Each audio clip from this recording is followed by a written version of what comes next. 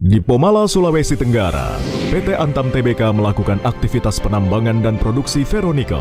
Kenali pula Bandara Sangiani Bandera sebagai salah satu wujud CSR Antam di Kolaka. Pantai berpasir putih, sungai terpendek di dunia, peninggalan kerajaan Mekongga lengkap dengan ritual dan produk budayanya. Kelana, Indonesia, Minggu 13 November pukul 10 pagi di Kompas TV.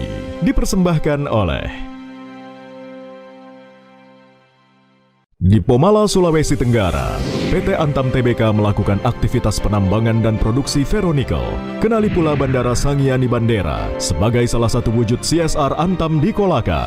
Pantai berpasir putih, sungai terpendek di dunia, peninggalan kerajaan Mekongga lengkap dengan ritual dan produk budayanya. Kelana, Indonesia, Minggu 13 November pukul 10 pagi di Kompas TV. Dipersembahkan oleh